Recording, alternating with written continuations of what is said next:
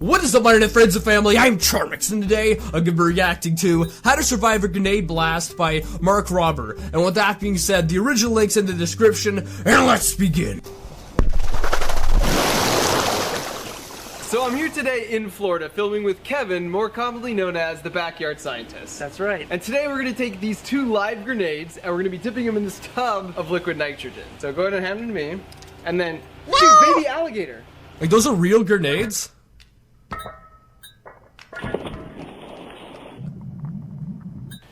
Shit's about to go down.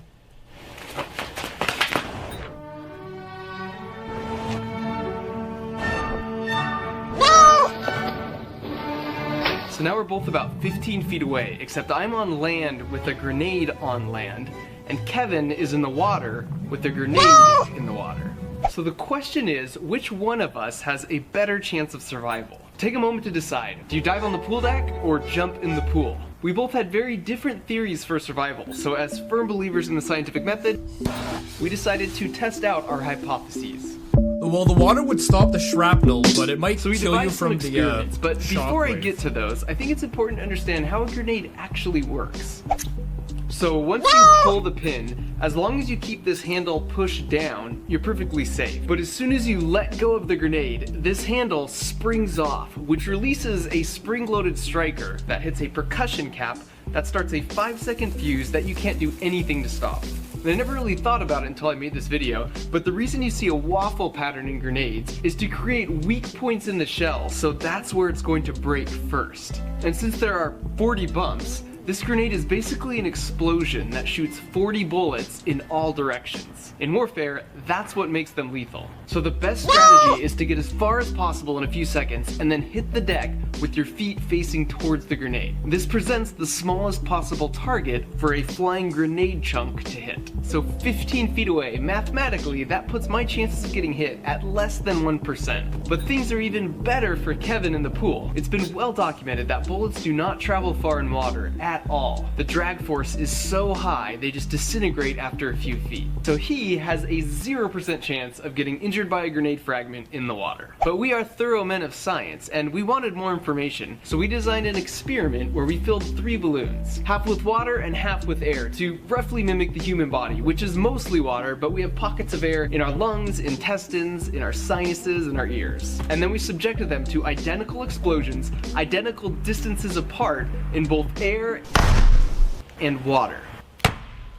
As you can see, there isn't much effect on land because air is compressible, which helps dissipate energy, plus the blast wave reflects around objects. But in water, the story is different. Water is incompressible, Look at the shock. which means not only is the blast wave not dissipated, but it passes right through your mostly water body. That's so the air in these crazy. balloons represents the air in your body, like your lungs and your sinuses. So basically what's happening is the blast wave is pushing in on you, but the air cavities can't push back with the same force since they're filled with compressible air. That means they move a lot, really quickly, which causes permanent damage. That would mess up your lungs. As a control, you could see this balloon that is filled with just water. It is perfectly fine. That would be like your arms and legs, which have no air in them, and they are basically incompressible like water and would be fine. An explosion underwater is sort of like these silver ball things. So this represents the initial energy of the blast, which then comes down and passes through the incompressible water and then comes out without losing any energy at the water surface. But now your squishable lungs are surrounded by incompressible water in the path of the blast wave. And so when the blast happens, there's a lot of relative motion, which is bad if you like your lungs the way they are right now. And sadly, our experiment is verified in real life. So these jerks throw an M80 into the water, and you can see the devastating effect it has. On land, if a bird were that close to an M80, it would be startled, but it would be perfectly fine. So now that you know, think back. Which did you choose? While it's true, there is a small chance you would get unlucky with a grenade chunk if you chose to dive next to me. If you chose to join Kevin, you will be in that pool for the rest of your life.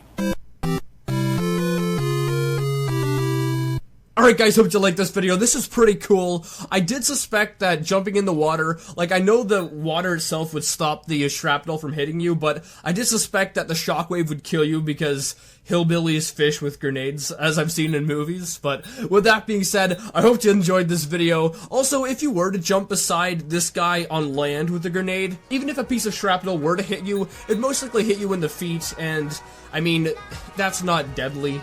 But with that being said, if you enjoyed this video, make sure you give it a thumbs up, possibly share with a friend. If you're interested in any more reactions, check out the Critical Bastard where I do some there, and I'll see you guys next time. Boop!